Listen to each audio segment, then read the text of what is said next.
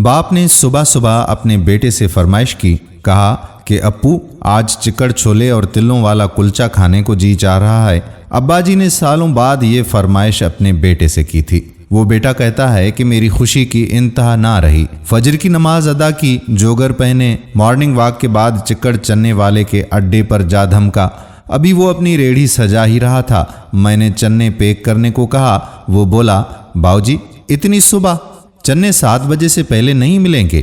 میں گاڑی میں بیٹھ گیا اور بے قراری سے چنوں کا انتظار کرنے لگا۔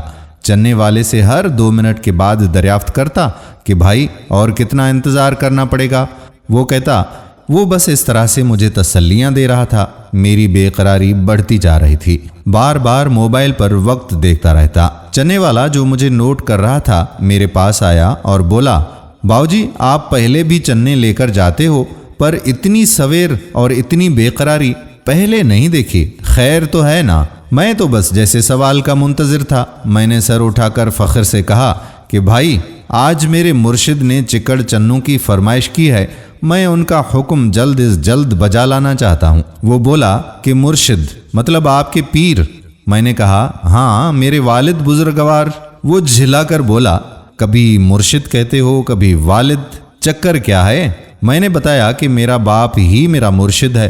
وہ بولا، اچھا تو آپ کے والد کی گدی ہے؟ میں نے کہا نہیں بھائی، میں اپنے والد اور والدہ کو سب سے بڑا پیر مانتا ہوں، ان کے ہوتے مجھے آج تک کسی مرشد کی ضرورت نہیں پڑی۔ ویسے بھی قرآن کریم میں اللہ فرماتا ہے کہ تمہارے والدین تمہارے سب سے بڑے محسن ہیں۔ چنے والے کے چہرے سے صاف عیاں تھا کہ وہ میری باتوں سے سہمت نہیں ہے۔ بولا، وہ تو ٹھیک ہے پر مرشد مرشد ہوتا ہے اور ماں باپ ماں باپ۔ میرے مرشد نور محل ٹنڈو مستی خان میں ہے، وہ فرماتے ہیں کہ بنا مرشد راہ نہیں ملتی۔ میں نے کہا کہ بالکل درست کہتے ہیں تمہارے مرشد۔ دیکھو مرشد رشد سے ہے، مرشد کا مطلب ہے راستہ دکھانے والا، اور ماں باپ سے اچھا راستہ بھلا کون دکھا سکتا ہے؟ وہ لاجواب ہو گیا۔ شاید اس کے اندر حق اور باطل کی جنگ جاری تھی۔ پھر کچھ توقف کے بعد بولا، باؤ جی اگر کسی کا باپ شرابی ہو، زانی ہو، رشوت لیتا ہو تو کیا اس کی اطاعت اور تکریم کرنی چاہیے؟ میں نے کہا کہ ہاں یہ اس کا عمل ہے جس کے لیے وہ اللہ کو جواب دہ ہے، پر بچے پر فرض ہے کہ وہ باپ کے ہر حکم کے آگے سر جھکائے، اور انکار کی صرف ایک صورت ہے کہ باپ شرک کرنے کو کہے۔ چنے والا حیران رہ گیا، بولا کہ میرا باپ گاؤں میں بھٹی کی بنی کچی شراب پیتا ہے، گالم گلوچ کرتا ہے، تو کیا مجھ پر اس کی فرما برداری فرض ہے؟ میں نے کہا ہاں بالکل فرض اولین ہے۔ کچھ دیر خاموش رہنے کے بعد بولا، باؤ جی آپ اپنے مرشد کے لیے چنے لے جانے کو اتنے بے قرار بھلا کیوں ہیں؟ میں نے کہا کہ بھائی میرے ابا کبھی ہم سے کچھ نہیں مانگتے، ہم 5 بھائی اماں ابا کے لب ہلنے کے منتظر رہتے ہیں۔ ابھی میرے 4 بھائی سوئے پڑے ہیں، مجھے ڈر ہے کہ اگر ان میں سے کوئی جاگ گیا اور ابا نے ان سے چکڑ چنے اور تلوں والے کلچے کی فرمائش کر دی اور وہ مجھ سے پہلے ابا کے لیے چنے لے گیا تو میرے ہاتھ سے نیکی کا موقع نکل جائے گا۔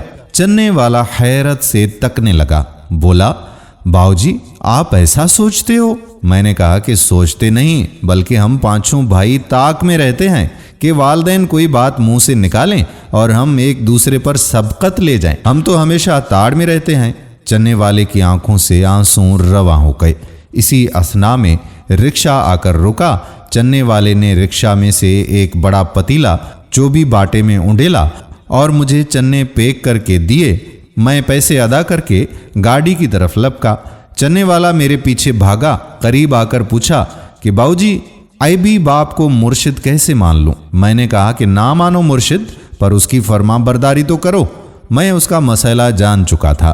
میں نے کہا کہ سوچو بھائی، اگر اللہ کو عیبی اور نیک والدین میں فرق کرنا ہوتا تو وہ دونوں اقسام کے والدین کے لیے الگ الگ احکامات جاری کرتا۔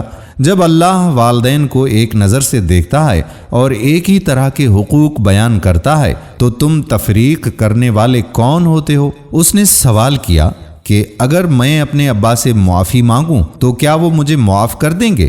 میں نے کہا کہ بھائی اللہ کے بعد والدین ہی تو ہوتے ہیں جو ہمیں معاف بھی کرتے ہیں اور ہماری پردہ پوشی بھی کرتے ہیں۔ تمہیں زندہ پیر میسر ہیں، جاؤ جا کر اپنی عاقبت سنوار لو اس سے پہلے کہ وقت ہاتھ سے نکل جائے۔ چنے والے نے اپنے ہیلپر کو ریڑھی پر کھڑا کیا اور اپنے پیر کو منانے اپنے گاؤں چلا گیا۔ جاتے ہوئے وہ زارو قطار رو رہا تھا۔ وہ مجھے کہہ کر گیا کہ باؤجی دعا کرنا میرے پہنچنے تک میرا بوڑھا سلامت رہے۔ میں وہاں سے نکلا۔ راستے میں ایک تنور سے مرشد کے حکم کے مطابق 2 تلوں والے سرخ کلچے لگوائے۔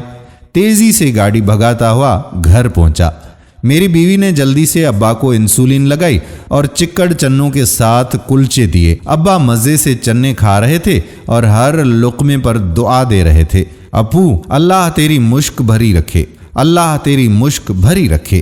میں اور میری بیوی دل ہی دل میں آمین کہہ رہے تھے۔ مرشد کو چنے کھلانے اور دعائیں سمیٹنے کے بعد جب میں نے بیوی سے اپنے حصے کے چنے مانگے تو پتہ چلا کہ میرے حصے کے چنے میرے بچے کھا کر اسکول چلے گئے ہیں۔ جانے میں نے کتنی بار ابا کے حصے کے چنے کھائے ہوں گے۔ دوستو دعا کرتے ہیں کہ اللہ ہمیں آسانیاں عطا فرمائے اور آسانیاں تقسیم کرنے کا شرف بخشے اور اپنے والدین کے ساتھ حسن سلوک رکھنے کی توفیق عطا فرمائے۔ جن کے والدین زندہ ہیں ہم دعاگو ہیں کہ اللہ تبارک و تعالی ان کو صحت بخش زندگی عطا فرمائے اور آپ پر ان کا سایہ برقرار رہے، اور جن جن کے والدین اس دنیا سے رخصت ہو چکے ہیں اللہ تبارک و تعالی ان کی مغفرت فرمائے، ان کی قبروں کو منور فرمائے، جنت کے باغوں میں سے ایک باغ بنا دے اور ان کے صغیرہ و کبیرہ گناہ معاف کرتے ہوئے انہیں جنت الفردوس میں اعلیٰ مقام عطا فرمائے۔ اور آپ کے والدین کے صدقے اللہ تبارک و تعالی میرے والدین کی بھی مغفرت فرمائے، آمین ثم آمین یا رب العالمین۔ دوستو اگر آپ بھی اپنے ماں باپ سے محبت کرتے ہیں تو دوسرے لوگوں کے دلوں میں ان کے والدین کے لیے محبت جگانے کے لیے یہ ویڈیو زیادہ سے زیادہ شیئر کریں تاکہ یہ پیغام عام ہو سکے۔ آنے والی ویڈیو تک آپ کا اپنا میزبان قادر بخش کلہوڑو آپ سے اجازت چاہتا ہے۔ اپنی خصوصی دعاؤں میں مجھے ضرور یاد رکھیے گا۔ اللہ حافظ۔